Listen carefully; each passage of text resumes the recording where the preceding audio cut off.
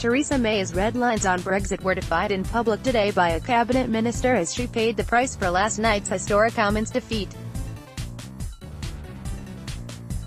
On a day that saw the Prime Minister under growing pressure to rip up cast-iron promises, ministers privately warned that a general election is on the way. But one cabinet minister broke ranks by saying the government should not be boxed in by old promises, such as her rejection of a customs union with the European Union.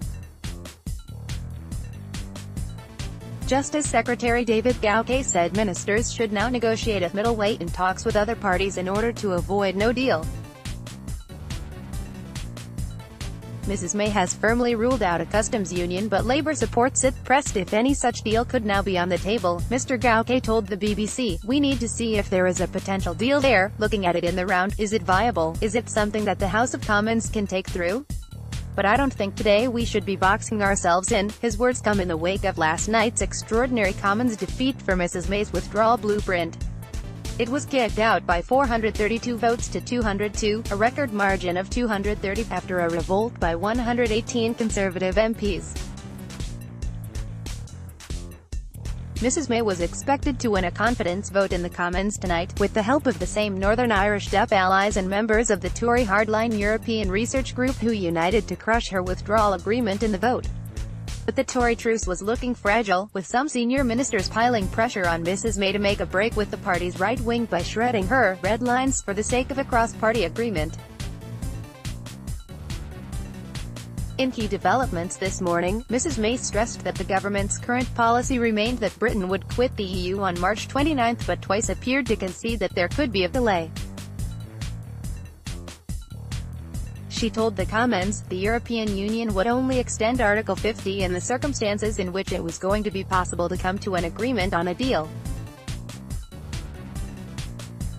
The talks that we will be having with parliamentarians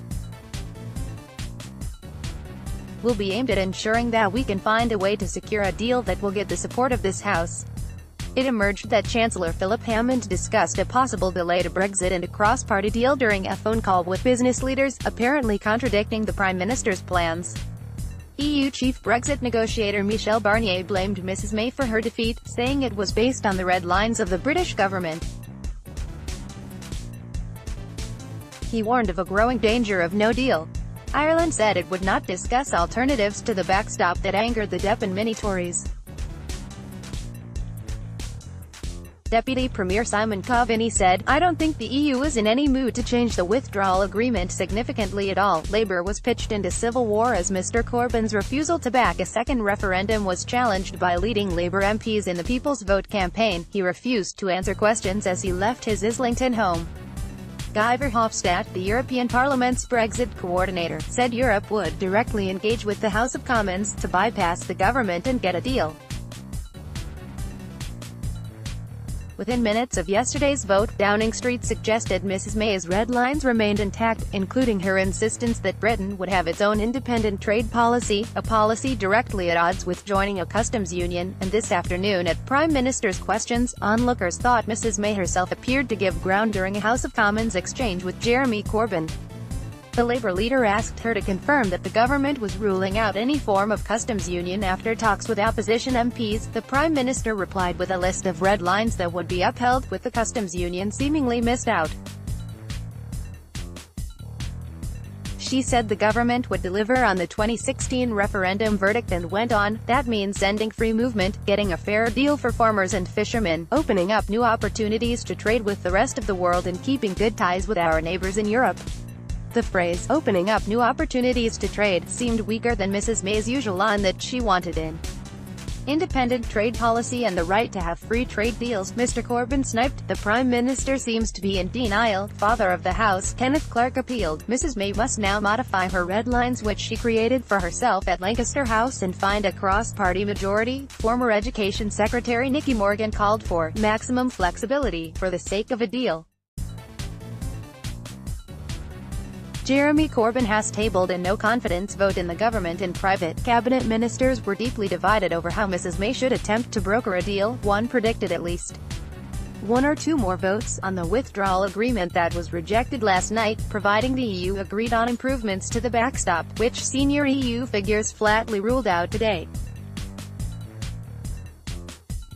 The senior minister said the stakes could be raised by crystallizing threats of a second referendum or of Article 50 being rescinded. Another senior minister said the Prime Minister should reluctantly relinquish red lines that were erected to please Tory hardline Eurosceptics, such as insisting on the right to strike trade deals outside a customs union with the EU bloc. The minister said the process may result in the pain of severing our right and finding the centre ground.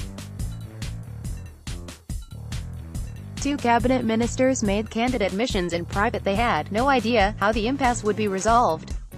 Labour sources sensed Mrs May was being sucked into an impossible dilemma and indicated Mr Corbyn would table a second confidence vote on Monday when the Prime Minister is due to present her Plan B to the House of Commons. A senior parliamentarian involved in cross-party plots to empower the Commons to call the shots on Brexit agreed that the collapse of the government was now a risk. If Parliament gives an instruction that the executive is unwilling to accept, the outcome could well be a general election, said the former minister. Lord O'Donnell, the former head of the civil service, said officials would already be preparing for a general election. Even though the expectation is that the government will win, they need to be ready for that period where if that motion is carried, then there is 14 days to think about trying to form another government. The former cabinet secretary also suggested there was no prospect of any party leader being able to form a new government in the current parliament. Former Prime Minister David Cameron today said he regretted the difficulties and problems that stemmed from his defeat in the 2016 EU referendum. But he insisted, "I don't regret calling the referendum." In a phone call with business chiefs, Mr Hammond also reassured them that a no-deal departure would be blocked, the Financial Times reported. More about Theresa May, Brexit.